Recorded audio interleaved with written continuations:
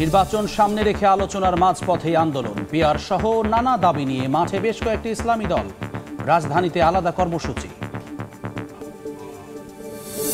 পাঁচজন আমাকে ধরছে, একজন ডাক দিয়ে বলতেছে তোমাকে বড় ভাই ডাকে। তারা একটা গ্রুপিং এর মাধ্যমে থাকে, তারা ৩-৪ জন সামনে থাকে আর একজন হচ্ছে একটু দূরে থাকে।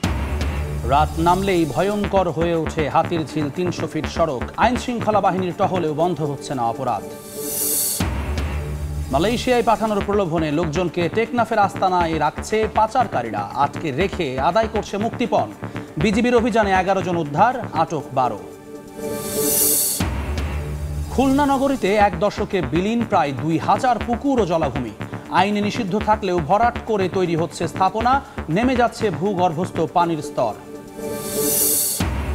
এবং যুক্তরাষ্ট্রে আবারও বন্দুক সহিংসতা। এবার পেনসিলভেনিয়ায় গুলিতে ৩ পুলিশ কর্মকর্তা নিহত, গুরুতর আহত আরও ২। হামলাকারীর আত্মহত্যা, লকডাউন গোটা এলাকা।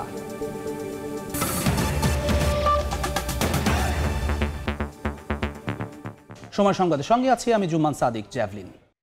জাতীয় নির্বাচনে পিআর পদ্ধতি বাস্তবায়ন সহ কয়েক দফা দাবিতে আজ বিক্ষোভ মিছিল ও সমাবেশ কর্মসূচি নিয়ে মাঠে নামছে জামায়াতে ইসলামী, ইসলামী আন্দোলন এবং খেলাফত মজলিস সহ বেশ কয়েকটি ইসলামী দল। আজ দিনব্যাপী রাজধানীর বায়তুল মোকাররম ও প্রেস ক্লাবের সামনে আলাদা ব্যানারে এসব কর্মসূচি পালন করবে দলগুলো। তাদের প্রধান দাবির মধ্যে রয়েছে জুলাই জাতীয় সনদকে আইনগত ভিত্তি দেয়া, ফেব্রুয়ারিতে জাতীয় নির্বাচন আয়োজনে পিআর পদ্ধতির প্রবর্তন, বিগত সরকারের দুর্নীতি ও নির্যাতনের বিচার এবং জাতীয় পার্টি ও ১৪ দলের কার্যক্রম নিষিদ্ধকরণ। এর আগে সংবাদ সম্মেলনে আন্দোলনের ঘোষণা দেয় ইসলামী সমমনা দলগুলো।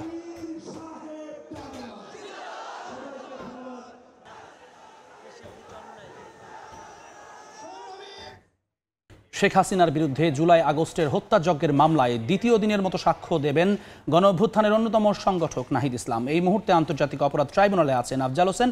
সরাসরি যাচ্ছি তার কাছে। আফজাল, এরই মধ্যে জুলাই গণঅভ্যুত্থানের অন্যতম সংগঠক নাহিদ ইসলাম সাক্ষ্য দিতে দ্বিতীয় দিনের মতো ট্রাইব্যুনালে হাজির হয়েছেন এবং গতকালকে তার সাক্ষ্য শুরু হয়েছিল বেলা ৩টার দিকে। তিনি ১.৫ ঘন্টা গতকালকে সাক্ষ্য দিয়েছেন আর আজকে তিনি তার অবশিষ্ট যে সাক্ষ্য সেটি তিনি দেবেন। আর গতকালকে সাক্ষ্যে নাহিদ ইসলাম যেটি বলেছেন যে ২০১৮ সালের যে কোটা বিরোধী আন্দোলন, সেই আন্দোলনের প্রেক্ষাপট একই সঙ্গে ২০২৪-এর যে কোটা বিরোধী আন্দোলন, সেই প্রেক্ষাপটগুলো তুলে ধরেছেন এবং এই আন্দোলন করতে গিয়ে পুলিশ, ছাত্রলীগ, যুবলীগের সন্ত্রাসীরা কিভাবে ছাত্র জনতার উপর নির্বিচারে গুলি চালিয়েছেন সেই বিষয়টিও তিনি গতকালকেই তুলে ধরেছেন। একই সঙ্গে তাদেরকে আন্দোলন থামিয়ে দিতে দফায় দফায় চাপ দেওয়া হয় সংলাপে বসার জন্য, না হলে নির্বিচারে যে দমন পীড়ন সেটি আরও বাড়বে। সেই বিষয়গুলোই তিনি খুঁটিনাটি আন্তর্জাতিক অপরাধ ট্রাইব্যুনালে তুলে ধরেছেন। অর্থাৎ তিনি আন্দোলনের শুরু থেকে ১৯ জুলাই পর্যন্ত যে ঘটনাগুলো ঘটেছে সেই ঘটনাগুলো গতকালকে আন্তর্জাতিক অপরাধ ট্রাইব্যুনালে তার সাক্ষ্যে বর্ণনা করেছেন নাহিদ ইসলাম। আর এরপর থেকে আজকে ২০ জুলাই থেকে ৫ আগস্ট পর্যন্ত কি কি ঘটনা ঘটেছে এবং তিনি কি কি বিষয়গুলো দেখেছেন এবং তিনি তাকে যে ডিবি কার্যালয়ে নিয়ে গিয়ে আটকে রাখা হয়েছিল, এর আগে তিনি গুমের শিকার হয়েছিলেন, সেই বিষয়গুলোই আজকে অবশিষ্ট সাক্ষ্য তিনি ট্রাইব্যুনালে দেবেন, এমনটাই কিন্তু আমাদেরকে জানিয়েছেন। এবং নাহিদ ইসলাম আন্তর্জাতিক অপরাধ ট্রাইব্যুনালে সাক্ষ্য দেওয়ার আগে তদন্ত কর্মকর্তার কাছে সাক্ষ্য দিয়েছেন এবছরের ২৪শে ফেব্রুয়ারি এবং সেই জবানবন্দিতে তিনি বিস্তারিত তুলে ধরেছেন এবং তার জবানবন্দি প্রায় ১৭ পৃষ্ঠা হয়েছিল। আজকে তার অবশিষ্ট যে সাক্ষ্য গতকালকে ১.৫ ঘন্টা দেওয়ার পরে আজকে যে অবশিষ্ট সাক্ষ্য সেটি তিনি দিবেন। এছাড়া আন্তর্জাতিক অপরাধ ট্রাইব্যুনালে আরও ২টি মামলা শুনানির দিন ধার্য রয়েছে। একটি হচ্ছে যে রামপুরায় কার্নিশে ঝুলে থাকা আমির হোসেনকে নামে এক ব্যক্তিকে প্রাণ বাঁচাতে যখন তিনি কার্নিশে আশ্রয় নিচ্ছিলেন তখন তাকে পুলিশ গুলি করেছিল, যে ভিডিওটি ভাইরাল হয়েছিল। এই ঘটনায় সাবেক ডিএমপি কমিশনার হাবিবুর রহমান হাবিব সহ ৫ জনের বিচার শুরু করা হবে কিনা সেই বিষয়ে আজকে আদেশের দিন ধার্য রয়েছে এবং সেই বিষয়ে আন্তর্জাতিক অপরাধ ট্রাইব্যুনালে এক আদেশ দিবেন। অন্যদিকে আশুলিয়ায় ৬ মরদেহ পোড়ানোর মামলা এবং একজনকে হত্যা মামলার তৃতীয় দিনের মতো সাক্ষ্য গ্রহণ আজকে শুরু হবে। গতকালকে দ্বিতীয় দিনের মতো সাক্ষ্য জেরা সম্পন্ন হয়েছিল। তো মোটামুটি যদি বলা চলে যে আজকে শেখ হাসিনার মামলার সবশেষ যে সাক্ষী ৪৭ নম্বর সাক্ষী জুলাই গণঅভ্যুত্থানের অন্যতম সংগঠক নাহিদ ইসলাম, তার অবশিষ্ট সাক্ষ্য অর্থাৎ দ্বিতীয় দিনের সাক্ষ্য আজকে তিনি ট্রাইব্যুনালে দেবেন। এর মধ্যে নাহিদ ইসলাম ট্রাইব্যুনালে হাজির হয়েছেন। তো এই ছিল আন্তর্জাতিক অপরাধ ট্রাইব্যুনাল থেকে আমার কাছে সবশেষ খবর। আন্তর্জাতিক অপরাধ ট্রাইব্যুনাল থেকে যুক্ত হয়েছিলেন সহকর্মী আফজাল হোসেন। রাজধানীর বিনোদনের অন্যতম কেন্দ্র হাতিরঝিল ও ৩০০ ফিট সড়ক।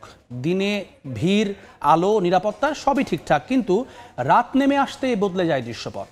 অন্ধকার আর ফাঁকা রাস্তার সুযোগ নেয় ছিনতাইকারীরা। আইনশৃঙ্খলা বাহিনীর টহল থাকলেও তা উপেক্ষা করেই চলে নানা অপরাধ। স্বপন আহমেদের রিপোর্টে বিস্তারিত।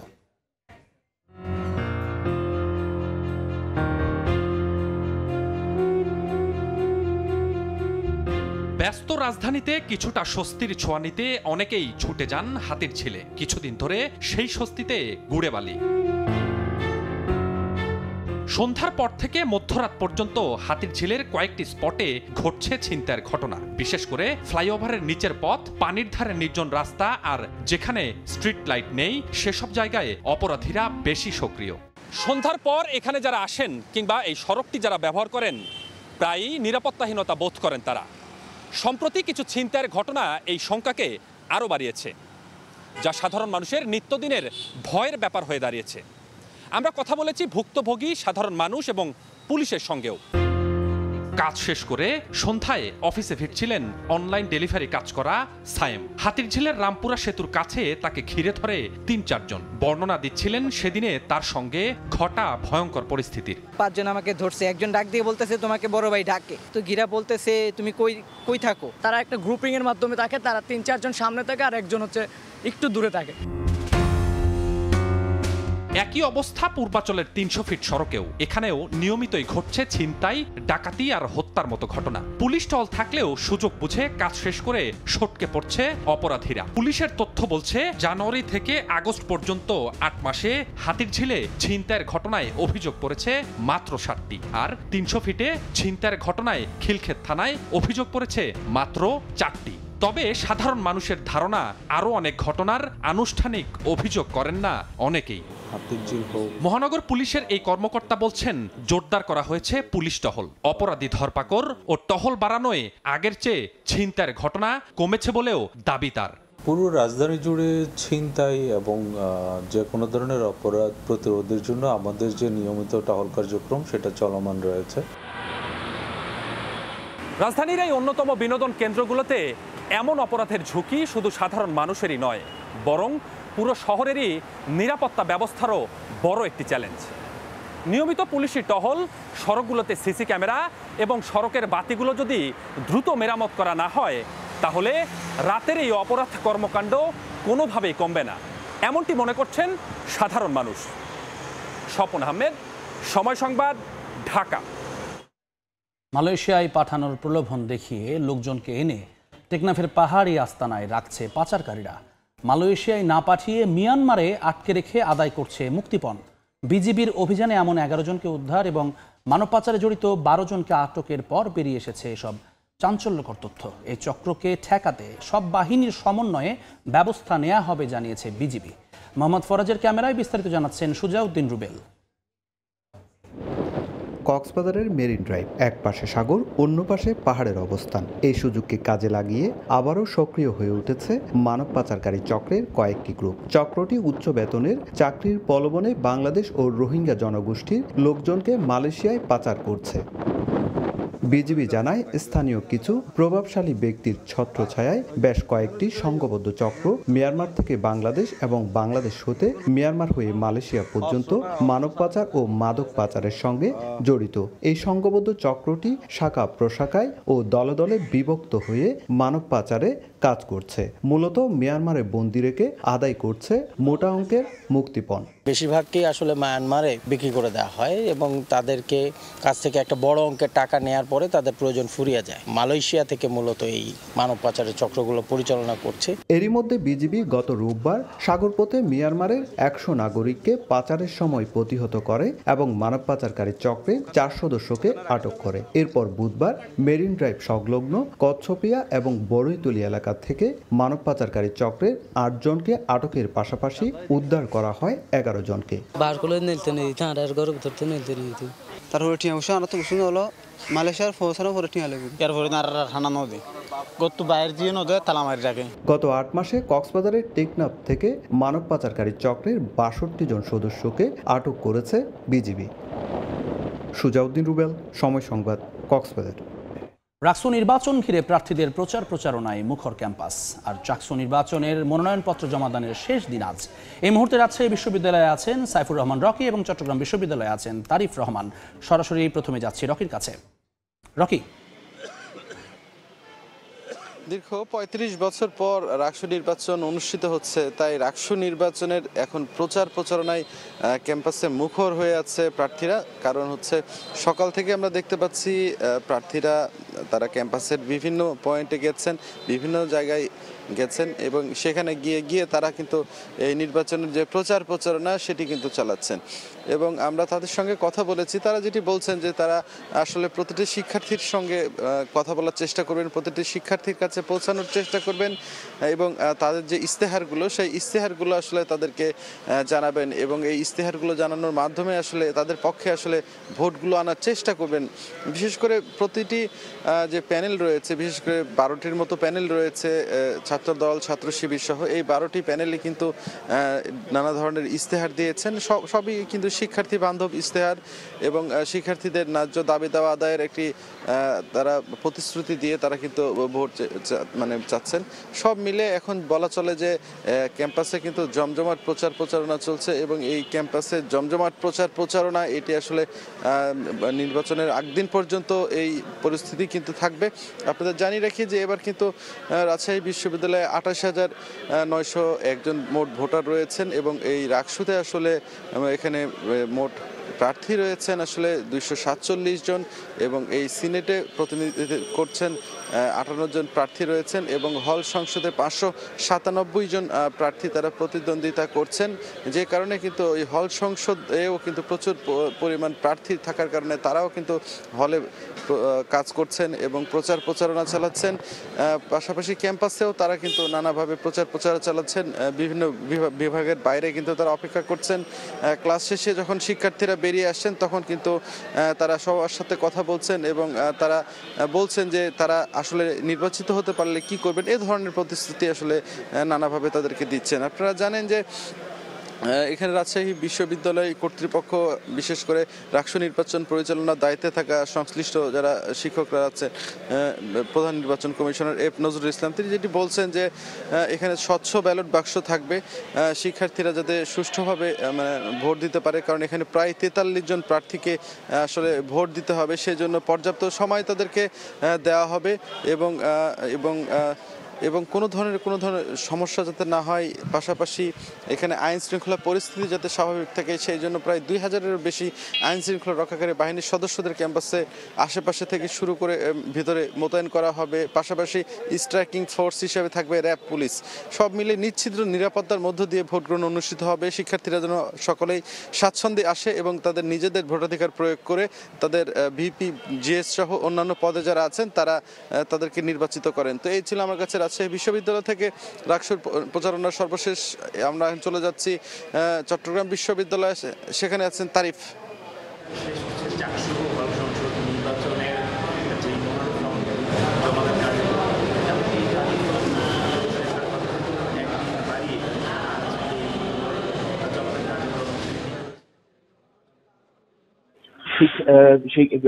আজকের ধারণা করা হচ্ছে যে সর্বোচ্চ সংখ্যক প্রার্থী তাদের যে মনোনয়ন ফর্ম সেটি জমা দিবেন এবং আমরা দেখেছি যে প্রার্থীদেরকে মনোনয়ন ফর্ম জমা দেওয়ার ক্ষেত্রে অবশ্যই ডোপ টেস্টের স্লিপ সহ এই মনোনয়ন ফর্ম জমা দিতে হচ্ছে। এর মধ্যে গতকাল লাস্ট পর্যন্ত মনোনয়ন ফর্ম নিয়েছেন 1162 জন প্রার্থী তাদের মনোনয়ন ফর্ম সংগ্রহ করেছেন নির্বাচন অফিস থেকে এবং এই মনোনয়ন ফর্ম যাচাই বাছাই করে আগামী 21 সেপ্টেম্বর প্রাথমিক প্রার্থিতা ঘোষণা করা হবে।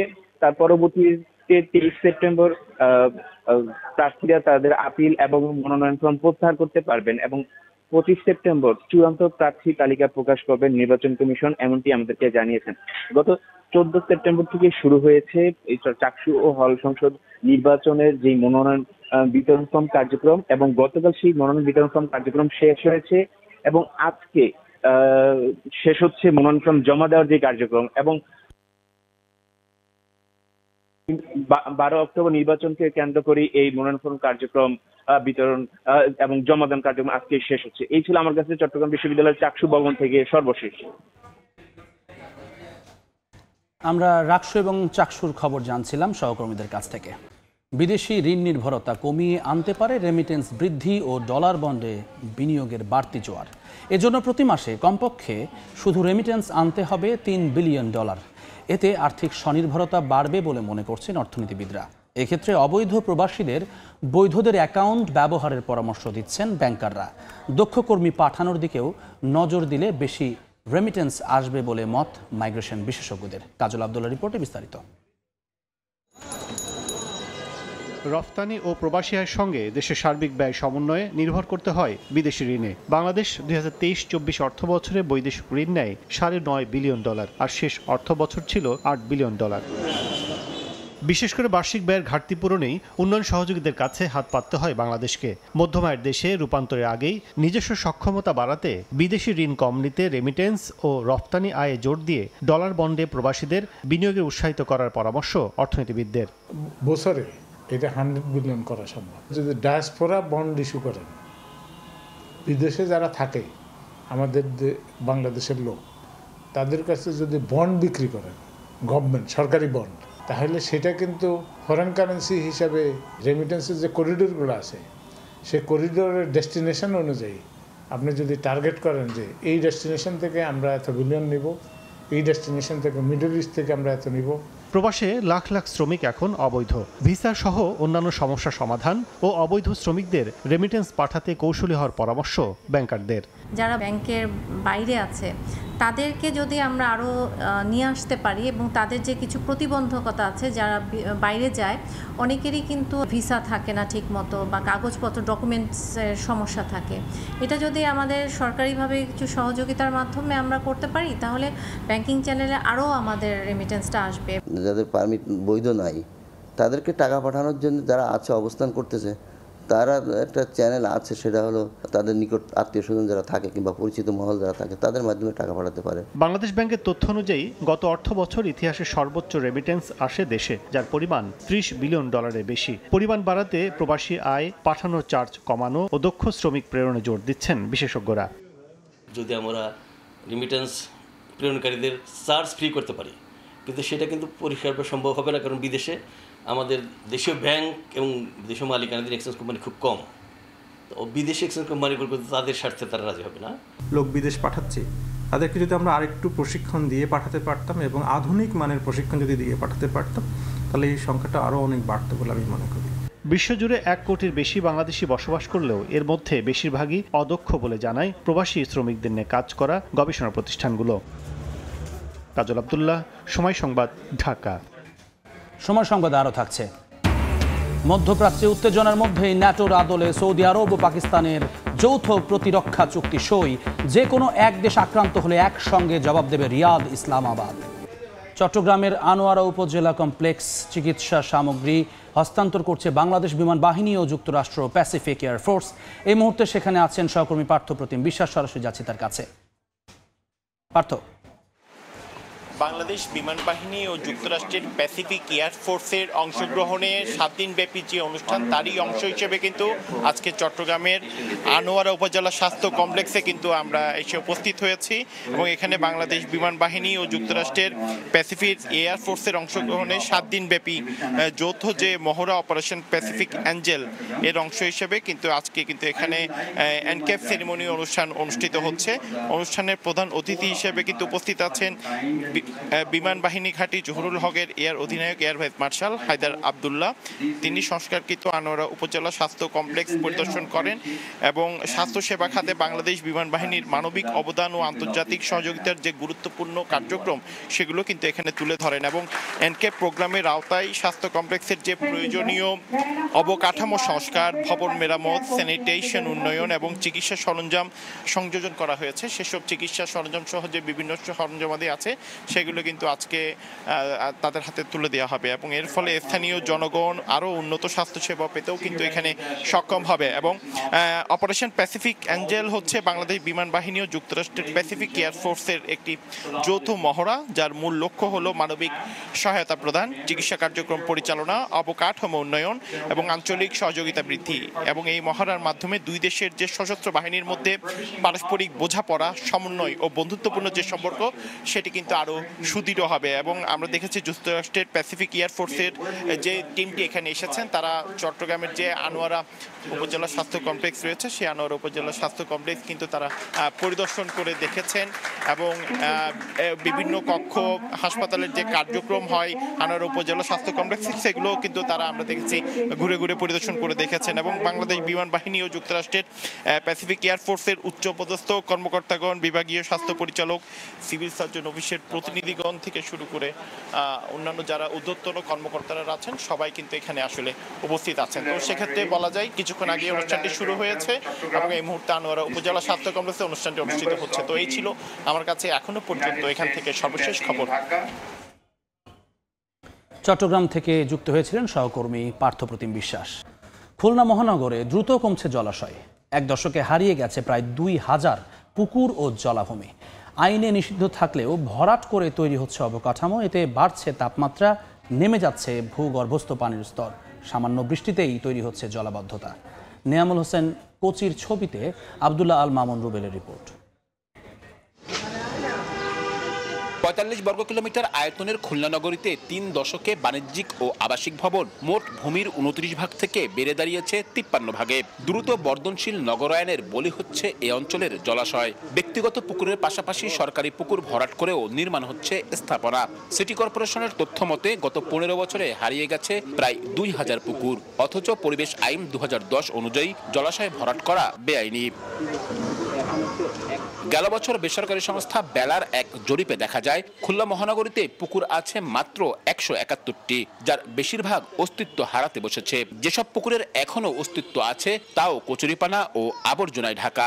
আমরা নিজেরা গোসল করছি, পোলাপানে গোসল করছি, আর এই পুকুরটা নোংরা ময়লা ফালাইয়া পুকুরটা একদম শৃঙ্খলা ফারিয়ে ফালাইছে। চাইলেও ধোয়া হইতো, এত পরিষ্কার ছিল পুকুরের পানি, ঠিক আছে। তাছাড়া আমাদের যেহেতু জনবহুল এলাকা, বস্তি এলাকা, আমাদের এখানে আগুন ধরলেও আমরা এই পুকুরের পানি দিয়েই আগুন নিবানোর একটা বৃহত্তম একটা মাধ্যম ছিল আমাদের এই পুকুর। এর ঘাটটাট কিছুই নাই, নতুন করে সংস্কার করা দরকার জরুরিভাবে আমাদের। এটা আবহাওয়া অধিদপ্তরের তথ্য বলছে গত ১০ বছরে জলাশয় কমায় বাড়ছে নগরের তাপমাত্রা, একই সঙ্গে নেমে যাচ্ছে ভূগর্ভস্থ পানির স্তর, স্বল্প বৃষ্টিতে সৃষ্টি হচ্ছে জলাবদ্ধতা, নষ্ট হচ্ছে প্রাকৃতিক ভারসাম্য।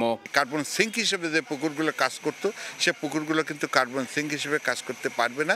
পাশাপাশি যে আমাদের দৈনন্দিন যে চাহিদা, পানির চাহিদা যেটা ছিল সেটাও কিন্তু আমরা হারাবো। সম্প্রতি নগরীর মাত্র 18টি পুকুর সংরক্ষণের উদ্যোগের কথা জানায় সিটি কর্পোরেশন, আর খোঁজ পেলে আইন প্রয়োগের কথা বলে দায় সারছে পরিবেশ অধিদপ্তর। বস্তি এলাকায় গোসল করার জন্য এবং ওয়াশিং পারপাসে এই পুকুরগুলোই সাধারণত ব্যবহার হয়। শহরের মধ্যে জলাশয়, পুকুর এগুলো না থাকলে শহরের হিট আইল্যান্ড বেড়ে যাবে, গরমের উত্তাপ বেড়ে যাবে। পুকুর ভরাটের কোনো সংবাদ আমরা যে কোনো মাধ্যম দিয়ে পেয়ে থাকি, পাওয়ার সাথে সাথেই আমরা সেটা পরিদর্শন করে তাদের বিরুদ্ধে মামলা করি এবং এই পুকুর সংস্কারের জন্য বিভিন্ন কর্তৃপক্ষকে অবহিত করি। বর্তমানে খুলনা মহানগরীতে অস্তিত্ব পাওয়া ১৭১টি পুকুরের মধ্যে ৫৬টি সরকারি, ১৪টি বেসরকারি, প্রাতিষ্ঠানিক ৩৮টি এবং বাকিগুলো ব্যক্তিগত ও যৌথ মালিকানাধীন। আন্তর্জাতিক মানদণ্ড অনুযায়ী একটি শহরে জল ও বনভূমি ২৫% থাকার কথা থাকলেও খুলনা উন্নয়ন কর্তৃপক্ষ তথ্য বলছে এই শহরে যা আছে ২০%-রও কম। জলাশয়ের এমন অবহেলায় তাও কমছে আশঙ্কাজনকভাবে। সচেতনতার পাশাপাশি আইনের প্রয়োগ না হলে অদূর ভবিষ্যতে বাসযোগ্যতা হারাবে এই নগরী, এমন আশঙ্কা বিশেষজ্ঞদের। আবদুল্লাহ আল মামুন রুবেল, সময় সংবাদ, খুলনা। কুষ্টিয়ায় আইন অমান্য করে মহাসড়কের জায়গা দখলের উৎসব চলছে। একের পর এক গড়ে উঠছে বাড়িঘর ও বাণিজ্যিক প্রতিষ্ঠান, এমনকি স্থায়ী স্থাপনাও নির্মাণ করছেন প্রভাবশালীরা। দখলদারদের উচ্ছেদ করার হুঁশিয়ারি দিয়েছে সড়ক ও জনপথের নির্বাহী প্রকৌশলী। বাবুল হোসেনের তোলা ছবি ও SM রাশেদের তথ্যে রিপোর্ট। দক্ষিণাঞ্চল ও উত্তরাঞ্চল সহ 10টি জেলার সঙ্গে রয়েছে কুষ্টিয়া সড়ক পথে যাতায়াত। মহাসড়ক ও আঞ্চলিক মহাসড়ক দখল বন্ধে পাশে ঝুলানো সড়ক আইনের সাইনবোর্ড, কিন্তু এসবের তোয়াক্কা না করে মহাসড়কের জায়গা দখলের মহোৎসব চলছে। অবৈধভাবে দখল করে বাণিজ্যিক প্রতিষ্ঠান গড়ে তুলেছে প্রভাবশালীরা, এমনকি মহাসড়কের 10 মিটারের মধ্যে স্থায়ী নির্মাণ কাজও করছে তারা। রাস্তার দুই পাশ অবৈধ দখলের কারণে প্রায় ঘটছে দুর্ঘটনা। এসব অবৈধ স্থাপনা অপসারণের দাবি যান চালক ও পথচারীদের। গাড়ি দাঁড়ানোর সমস্যা, যাত্রী নামানোর সমস্যা, অনেক সমস্যা। টার্নিং এর ভিতরে বিভিন্ন মানুষ বিভিন্ন কিছু করে দখল করে ওই টার্নিং এ দেখার মতন কোনো পরিবেশ নাই। গভর্নমেন্টের যে বেঁধে দেওয়া রাস্তাটা ছেড়ে সবাই ব্যবসা বাণিজ্য করুক, আমরাও সবাই নিরাপদে থাকি, পথচারীও নিরাপদে থাকি। মহাসড়কের জায়গা অবৈধ স্থাপনা অপসারণের কাজ পরীক্ষাধীন, জানান সড়ক বিভাগের নির্বাহী প্রকৌশলী। আমাদের যে সম্পত্তি আইন কর্মকর্তা খুলনা মহোদয়ের কাছে আমরা এগুলো প্রেরণ করেছি, যার ফলে আমাদের দিক থেকে এগুলো উদ্যোগ গ্রহণ করা হয়েছে এবং এই প্রক্রিয়াটি যেহেতু একটা প্রক্রিয়ার মধ্য দিয়ে এই উচ্ছেদ কার্যক্রমটি চলে, সেই প্রক্রিয়াটি সম্পন্ন হলে বাকি কার্যক্রম সম্পন্ন হবে। জেলা সড়ক বিভাগের তথ্য মতে 150 কিলোমিটার রাস্তার পাশে প্রায় 975 জন দখলদার অবৈধভাবে স্থাপনা নির্মাণ করেছে। SM রাশেদ, সময় সংবাদ, কুষ্টিয়া। 8 মাস ধরে ওষুধ মিলছে না চুয়াডাঙ্গার ইউনিয়ন স্বাস্থ্য ও পরিবার কল্যাণ কেন্দ্রগুলোতে। এতে বিপাকে অন্তঃসত্ত্বা নারী, নবজাতক ও সাধারণ রোগীরা। কমেছে আগের তুলনায় রোগীর সংখ্যাও। ওষুধ সরবরাহ না থাকায় এমন পরিস্থিতি বলে জানান পরিবার পরিকল্পনা কর্মকর্তা। মাহফুজ মামুনের তথ্য ও ছবি নিয়ে রিপোর্ট। 1978 সালে চুয়াডাঙ্গায় প্রতিষ্ঠিত হয় ইউনিয়ন স্বাস্থ্য ও পরিবার কল্যাণ কেন্দ্রের কার্যক্রম। এখান থেকে গ্রামীণ গর্ভবতী নারী, নবজাতক, সাধারণ রোগী ও শিশুদের চিকিৎসা সেবা দেয়া হতো ওষুধও। তবে 2025 সালের জানুয়ারি মাস থেকে জেলার ইউনিয়ন স্বাস্থ্য ও পরিবার কল্যাণ কেন্দ্রগুলোতে সব ধরনের ওষুধ সরবরাহ বন্ধ রয়েছে। রোগীদের ব্যবস্থাপত্র হাতে ধরিয়ে দিলেও প্রয়োজনীয় কোনো ওষুধ দেয়া হয় না। তবে জন্ম নিয়ন্ত্রণ পদ্ধতির কার্যক্রম 7 মাস বন্ধ থাকার পর আগস্ট মাস থেকে চালু হয়েছে। পরিবার পরিকল্পনা অফিসের দেয়া তথ্য মতে জেলায় 24টি ইউনিয়ন স্বাস্থ্য ও পরিবার কল্যাণ কেন্দ্রে 2023 সালের জুলাই থেকে 2024 সালের জুন পর্যন্ত চিকিৎসা সেবা নিয়েছেন 2,91,560 জন। কিন্তু এক বছরের ব্যবধানে 2024 সালের জুলাই থেকে 2025 সালের জুন পর্যন্ত চিকিৎসা সেবা নিয়েছেন 2,33,411 জন। আর এখন হচ্ছে ওষুধ দেয় না, আমাদের ভোগান্তি হচ্ছে। এখন বাচ্চা নিয়ে এসে বাইরে থেকে ওষুধ কেনা লাগে। আমরা গরিব মানুষ, আমরা চিকিৎসার বাবদে অন্য জায়গায় যাতেও পাচ্ছি না, এখন অন্য জায়গায় যাতে পাচ্ছি না, সরকার ওষুধ দিচ্ছে না। 7-8 মাস ধরেই ওষুধ একেবারেই বন্ধ সাপ্লাই। ওষুধ না থাকার পরও আমরা সাধারণ মানুষকে বিভিন্ন দিক নির্দেশনা, বিভিন্ন পরামর্শ দিয়ে থাকছি। তবে ওষুধ সরবরাহ না থাকায় বিতরণ কার্যক্রম বন্ধ রয়েছে, জানান পরিবার পরিকল্পনা কর্মকর্তা। অচিরেই আমাদের ঔষধ চলে আসবে, আর ঔষধ আসার পরে আমাদের যে এই সেবাদান কার্যক্রমের যে সাময়িক সমস্যা হয়েছিল সেগুলো নিশ্চয়ই কেটে যাবে। জেলার 41টি ইউনিয়ন পরিষদের মধ্যে 24টিতে রয়েছে স্বাস্থ্য ও পরিবার কল্যাণ কেন্দ্র। সময় সংবাদ, চুয়াডাঙ্গা। সনাতন ধর্মাবলম্বীদের শারদীয় দুর্গাপূজা ঘিরে প্রতিমা তৈরিতে ব্যস্ত যশোরের মৃৎশিল্পীরা। এরই মধ্যে শুরু হয়েছে প্রতিমার রঙের কাজও। এদিকে আইন শৃঙ্খলা বাহিনীর পাশাপাশি প্রতিটি মন্দিরে পূজা কমিটির পক্ষ থেকেও নেওয়া হয়েছে নিজস্ব নিরাপত্তা ব্যবস্থা। আবুল কালাম আজাদের ছবিতে জুয়েল মিথার রিপোর্ট।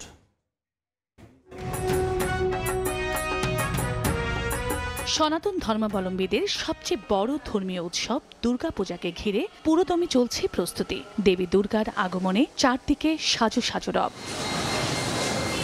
যশোর শহর ও বিভিন্ন উপজেলার প্রতিমালয়গুলোতে ব্যস্ত সময় পার করছেন কারিগররা। এরই মধ্যে খড় আর কাদামাটি দিয়ে প্রতিমার অবকাঠামো তৈরির কাজ শেষ হয়েছে। এখন চলছে রং আর তুলির আঁচড়ে দেবী দুর্গাকে সাজানোর কাজ। অনেক কারখানায় আবার তুলির ছোঁয়ায় পূর্ণ রূপ পেয়েছে দৃষ্টিনন্দন সব প্রতিমা।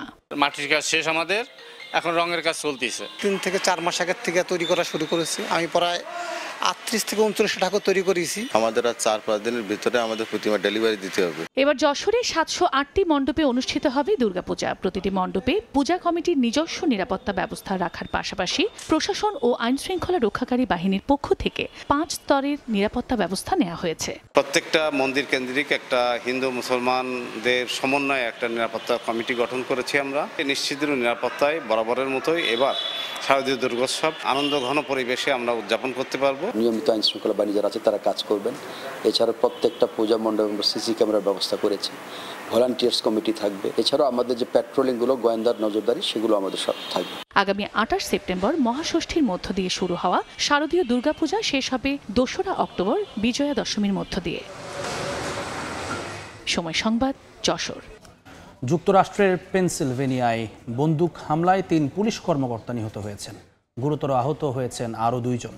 মঙ্গলবার স্থানীয় সময় দুপুরে ইয়র্ক কাউন্টিতে এই ঘটনা ঘটে। হামলাকারী পরে নিজেও আত্মহত্যা করেন। যুক্তরাষ্ট্র থেকে হাসানুজ্জামান সাকির রিপোর্ট। যুক্তরাষ্ট্রে আবারও বন্দুক সহিংসতার ঘটনা ঘটেছে। এবার পেনসিলভেনিয়া অঙ্গরাজ্যের ইয়র্ক কাউন্টিতে এক অস্ত্রধারীর এলোপাতারি গুলিতে নিহত হয়েছেন কয়েকজন পুলিশ কর্মকর্তা। পুলিশ জানায়, স্থানীয় সময় দুপুর 2:10 দিকে ফোন কল পেয়ে আইন শৃঙ্খলা রক্ষা বাহিনী ও জরুরি বিভাগের কর্মীরা ঘটনাস্থলে পৌঁছায়। সেখানে গিয়ে 5 পুলিশ সদস্যকে গুলিবিদ্ধ অবস্থায় দেখতে পান তারা। উদ্ধার করে হাসপাতালে নেওয়া হলে চিকিৎসকেরা কয়েকজনকে মৃত ঘোষণা করেন। গুরুতর আহত অপর পুলিশ সদস্যদের অবস্থা আশঙ্কাজনক। আইন শৃঙ্খলা বাহিনীর তথ্য অনুযায়ী মঙ্গলবার দুপুরের পর পেনসিলভেনিয়ার 115 মাইল পশ্চিমে মেরিল্যান্ডের কাছে নর্থ কোডোরাস টাউনশিপ এলাকায় এক ব্যক্তিকে আদালতের একটি পরোয়ানা দিতে যায় পুলিশ। এ সময় পুলিশের উপস্থিতি টের পেয়ে ওই ব্যক্তি অনবরত তাদের উপর গুলি চালাতে থাকে। পরে হামলাকারী নিজেও গুলি চালিয়ে আত্মহত্যা করে। স্থানীয় এক বাসিন্দা জানান, তিনি অন্তত 30 রাউন্ড গুলির শব্দ শুনেছেন। এ ধরনের সহিংসতা কোনোভাবেই গ্রহণযোগ্য নয়। আমাদের সমাজ হিসেবে আরো ভালো করতে হবে। যারা মনে করে বন্দুক তুলে নেওয়া বা অস্ত্র হাতে নেওয়াই বিরোধ মেটানোর উপায়, তাদের পাশে দাঁড়াতে হবে। ঘটনার পর মেক্সিকান অভিবাসী অধ্যুষিত ওই এলাকা লকডাউন করে দেয় আইন শৃঙ্খলা বাহিনী। এতে স্থানীয় বাসিন্দাদের মধ্যে আতঙ্ক বিরাজ করছে। ফিলাডেলফিয়ার মেক্সিকো কনসুলেট সামাজিক যোগাযোগ মাধ্যমে এক পোস্টে জানিয়েছে, তারা ঘটনাটি পর্যবেক্ষণ করছে এবং মেক্সিকান বাসিন্দাদের সতর্ক থাকার পরামর্শ দিয়েছে। পুলিশ ঘটনা অনুসন্ধানে তদন্ত শুরু করেছে। হাসানুজ্জামান সাকি, সময় সংবাদ, যুক্তরাষ্ট্র। কৌশলগত যৌথ প্রতিরক্ষা চুক্তি সই করেছে সৌদি আরব ও পরমাণু শক্তিধর দেশ পাকিস্তান। চুক্তি অনুযায়ী কোনো একটি দেশ আক্রান্ত হলে সেটিকে 2 দেশের উপর আগ্রাসন হিসেবে দেখবে রিয়াদ ও ইসলামাবাদ। বুধবার সৌদির যুবরাজ মোহাম্মদ বিন সালমান ও পাকিস্তানের প্রধানমন্ত্রী শাহবাজ শরীফ এই চুক্তি সই করেন। কাতারের দোহায় হামাস নেতাদের উপর ইসরায়েলি হামলার জেরে মধ্যপ্রাচ্যে চলমান উত্তেজনার মধ্যেই পশ্চিমা সামরিক জোট ন্যাটোর আদলে 2 দেশের এই চুক্তি নিয়ে এরই মধ্যে শুরু হয়েছে নানা আলোচনা। 2 দেশের কোনো একটি দেশ হামলার শিকার হলে যৌথভাবে জবাব দেবে সৌদি আরব ও পাকিস্তান। প্রতিরক্ষা সহযোগিতা বাড়ানো এবং যে কোনো আগ্রাসনের বিরুদ্ধে যৌথ প্রতিরোধ গড়ে তোলার লক্ষ্যে কৌশলগত যৌথ প্রতিরক্ষা চুক্তি সই করেছে সৌদি আরব ও পরমাণু শক্তিধর দেশ পাকিস্তান। চুক্তিতে বলা হয়েছে, কোনো একটি দেশের ওপর যে কোনো আগ্রাসনকে উভয় দেশের ওপর আগ্রাসন হিসেবে গণ্য করা হবে। স্থানীয় সময় বুধবার সৌদি আরবের রাজধানী রিয়াদে দেশটির যুবরাজ মোহাম্মদ বিন সালমান ও পাকিস্তানের প্রধানমন্ত্রী শাহবাজ শরীফ এই চুক্তিপত্র সই করেন বলে জানিয়েছে 2 দেশের সংবাদ মাধ্যম। এ সময় উপস্থিত ছিলেন পাকিস্তানের সেনাপ্রধান ফিল্ড মার্শাল আসিম মুনির, যাকে দেশটির সবচেয়ে ক্ষমতাধর ব্যক্তি হিসেবে বিবেচনা করা হয়। আনুষ্ঠানিক এ চুক্তি 2 দেশের দীর্ঘদিনের নিরাপত্তা অংশীদারিত্বকে আরও দৃঢ় করবে বলে ধারণা তাদের। কাতারের দোহায় হামাস নেতাদের ওপর ইসরায়েলের বিমান হামলার পর মধ্যপ্রাচ্যের দেশগুলোতে নতুন করে দেখা দেয় উদ্বেগ উৎকণ্ঠা। পশ্চিমা সামরিক জোট ন্যাটোর আদলে মুসলিম দেশগুলোর মধ্যে সামরিক জোট গঠনের উদ্যোগের আহ্বান জানায় ইরাক। এমন প্রেক্ষাপটে 2 মুসলিম দেশের মধ্যে যৌথ প্রতিরক্ষা চুক্তি ব্যাপক কৌশলগত গুরুত্ব বহন করছে বলে মনে করেন বিশ্লেষকরা। তবে সৌদি আরবের এক জ্যেষ্ঠ কর্মকর্তার দাবি, এটি কোনো বিশেষ দেশের বিরুদ্ধে নয়, বরং 2 দেশের দীর্ঘমেয়াদী সহযোগিতার প্রাতিষ্ঠানিক রূপ। ইয়াসমিন অনন্যা, সময় সংবাদ। খেলার খবর। সুপার 4-এর সমীকরণ নিয়ে ভাবতে চায় না টিম টাইগার, বরং সবকিছু ভাগ্যের উপরেই ছেড়ে দিলেন নাসুম আহমেদ। আফগানিস্তান শ্রীলঙ্কা ম্যাচে চান সেরা দলের জয়। দলে নিয়মিত সুযোগ না পাওয়া নিয়ে আক্ষেপ নেই, বরং যখনই মাঠে নামবেন দিতে চান নিজের সর্বোচ্চটা। সংযুক্ত আরব আমিরাত থেকে সাব্বির মিথুনের প্রতিবেদন।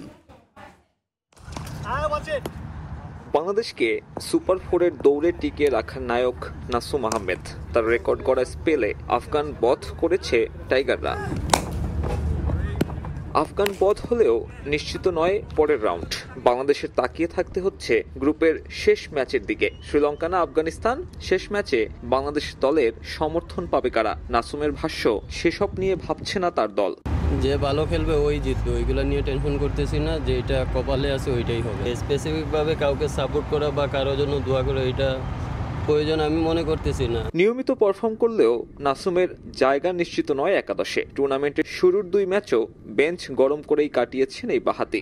অথচ নিজের খেলা শেষ ম্যাচেও হয়েছিলেন ম্যাচ সেরা। সবশেষ 5 ম্যাচে রান খরচের নজির নেই 7-এর ওপর। উইকেট নিয়েছেন 8টা। এরপরেও দলের একাদশে নিয়মিত জায়গা না পাওয়া নিয়ে আক্ষেপ রাখছে না নাসুম, বরং নিজেকে সব ধরনের সময়ের জন্য রাখেন প্রস্তুত। দেখেন, ফিরে এসে ম্যান অফ দ্য ম্যাচ এটা না, আমি কিন্তু লাস্ট ম্যাচেও ম্যান অফ দ্য ম্যাচ হয়েছিলাম। আর আমার টিমের যখন যাকে প্রয়োজন, এটা হতে পারে আমাদের টিম প্ল্যানিং বা প্র্যাকটিসও হতে পারে এগেনস্ট টিম নিয়ে।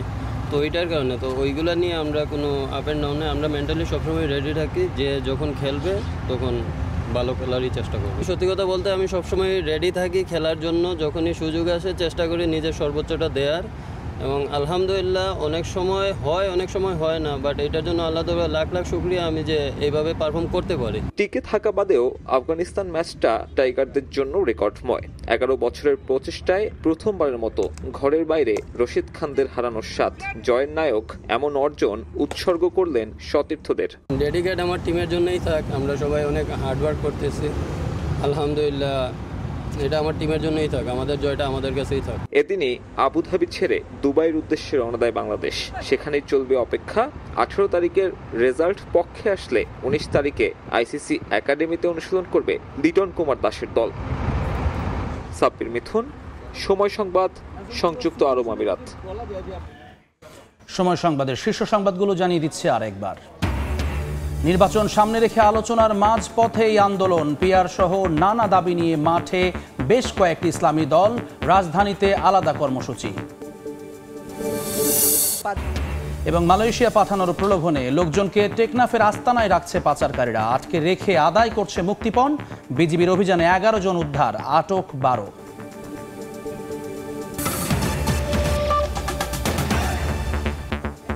এই ছিল সময় সংবাদে। এই সময়ের বাণিজ্যের সঙ্গে থাকবেন কাজল আব্দুল্লাহ।